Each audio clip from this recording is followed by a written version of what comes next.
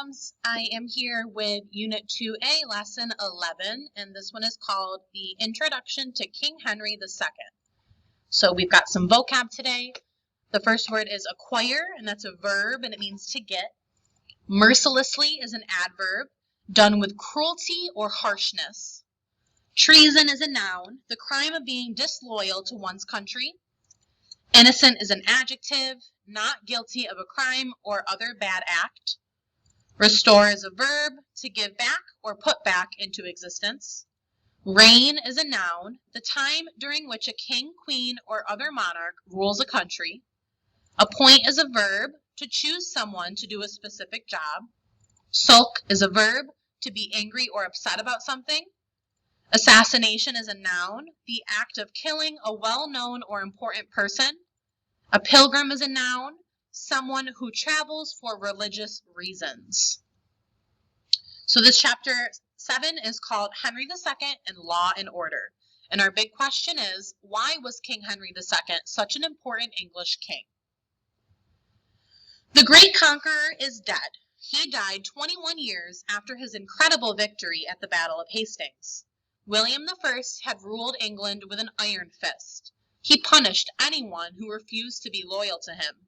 To defend his newly acquired kingdom, he built great castles. He kept a close eye on finances. After his death, England experienced a period of turmoil and unrest. As a result, power-hungry nobles fought each other, and some even challenged the ruling kings. And this is a picture of a white tower within the Tower of London, and it was built by William the Conqueror. Finally, in 1154 CE, 67 years after William's death, his great-grandson Henry II became king. Just like his great-grandfather, Henry II became the Duke of Normandy. Bright and determined, he made major reforms in justice, finance, and the armed forces. The first thing he did was to challenge the nobles who had been fighting among themselves for years. By this time, many nobles had acquired great wealth. They built castles for themselves. They formed their own armies led by knights. This is Henry II holding a model of the Abbey church he founded. Henry II ordered that all castles built without royal approval be torn down. He also imposed a tax on the nobles. This tax, known as the shield tax, had been used before Henry I. Instead of asking the nobles to provide soldiers for his army, the king asked for money. With this money, King Henry II was able to hire soldiers for his own army. The king treated anyone who questioned his authority mercilessly. This is Henry II reviewing his army. Next, Henry II turned his attention to law and order. England had different courts assigned to deal with various crimes. For example, local lords held manor courts to deal with local affairs. There were also church courts. The king's court took care of serious crimes such as murder and treason. In the Middle Ages, there was a method of proof called trial by ordeal. This meant that the accused might be asked to prove his innocence by going through a certain ordeal. For example, the accused might have to pick up a piece of red-hot metal, be tossed into a pond, or fight an opponent. People believed that if the accused survived the ordeal, it was a sign from God that he was innocent. And these are judges traveling from place to place to hear cases.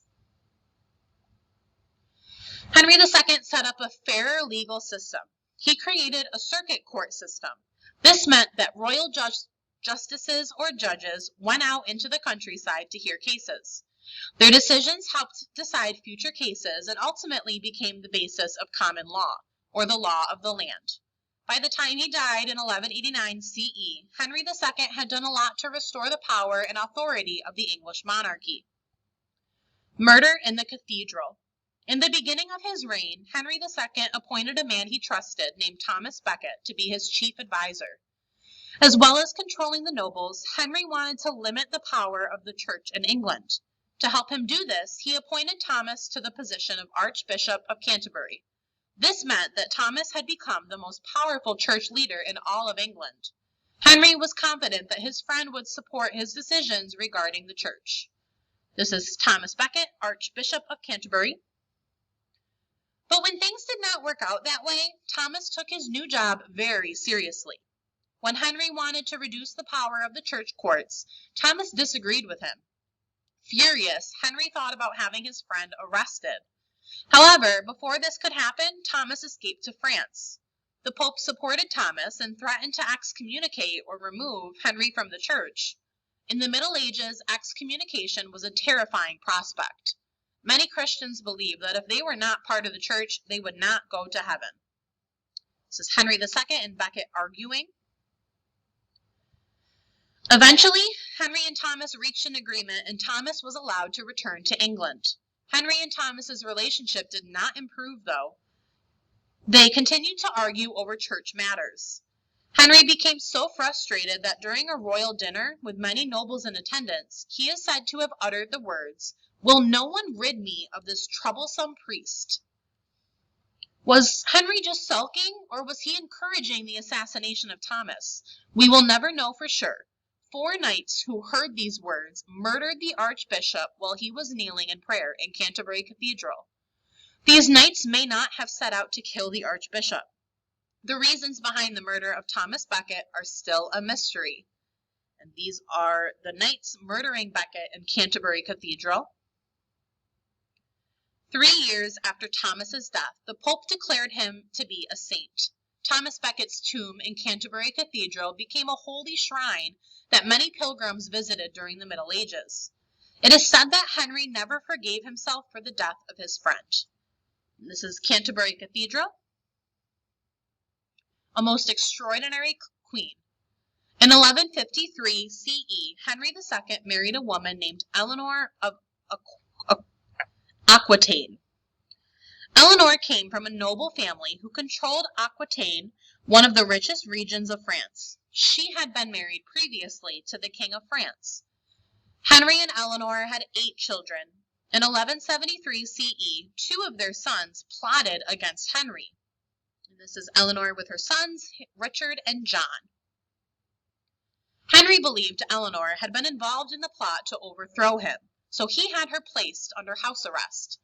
When Henry died in 1189 CE, Eleanor was released by her oldest son, Richard I. Richard was crowned king after the death of his father, Henry II. Eleanor helped to govern England during those years. King Richard was away fighting in the wars known as the Crusades. Because he was so brave, Richard earned the name Lion-Hearted.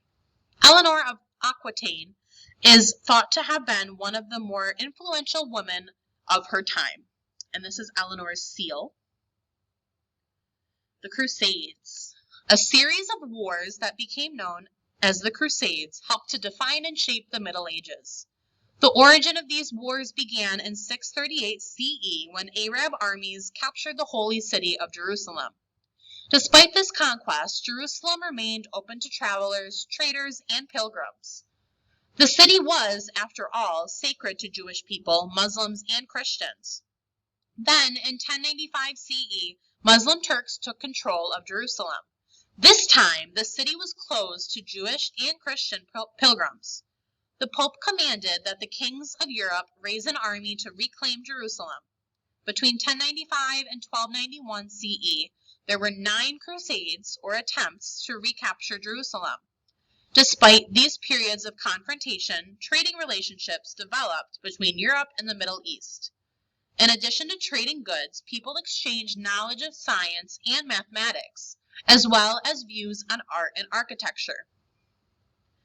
This is Pope Urban II encouraging the First Crusade at the Council of Clermont in 1095 CE, and this is a crusader. If you were a crusader, as a young crusader, you would have traveled to faraway lands. This could have been your experience. Your eyes are red and itchy. It's difficult to see through the cloud of dust that has been kicked up by the many horses galloping across the dry desert land. Your mouth is parched and dry. 2 years have passed since you left your father's country home and beautiful rolling hills of your homeland. In that time, you have been traveling across land and sea. You've experienced incredibly hot and cold climates. You've recovered from disease. You are one of the lucky ones for sure. You wear a red cross on your shirt of armor, and you carry a flag that bears the same emblem. Some of the men you traveled with fought alongside King John's brother, Richard the Lion-Hearted.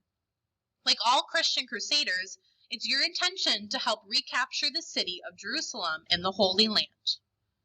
So this is a map showing how the Crusaders traveled to the Middle East and North Africa. And this is a picture of a Crusader crossing the desert. As you and your fellow knights rest and water your horses, you can see the city of Jerusalem in the distance. When the time comes, you and your fellow knights will fight to the death to recapture this holy place. But before that moment comes, you kneel down in the warm sand and pray for victory. This is a group of crusaders seeing the city of Jerusalem in the distance. All right, number 1. To whom is the author referring in the first line when he or she says the great conqueror is dead? Based on this sentence, what does the word turmoil mean? Why did England experience a period of turmoil after the death of William? Number 4, what was the name of the tax that King Henry imposed or made the nobles pay? Mercilessly means done with cruelty or harshness. What part of speech is mercilessly? Number 6, what does law and order mean in the sentence above? Number 7, was trial by ordeal a fair way to prove someone was innocent? Number 8, what does it mean to hear a case? Number 9, why did King Henry II not appoint Thomas Becket the Archbishop of Canterbury? Number 10, Thomas Becket agreed with King Henry that the church has too much power. Number 11, what did King Henry say about Thomas Becket at a royal dinner with many nobles in attendance? Number 12, what did the 4 knights do after hearing King Henry's remark in question 11? Number 13, who was Eleanor of Aquitaine? Number 14, why was Richard, who was Henry II's son, nicknamed Richard the Lionhearted? 15, what were the Crusades? And 16, a trip from Europe to Jerusalem would have been very simple during the Middle Ages. True or false? I hope you guys have an awesome day, and I'll see you next time. Bye, Adams.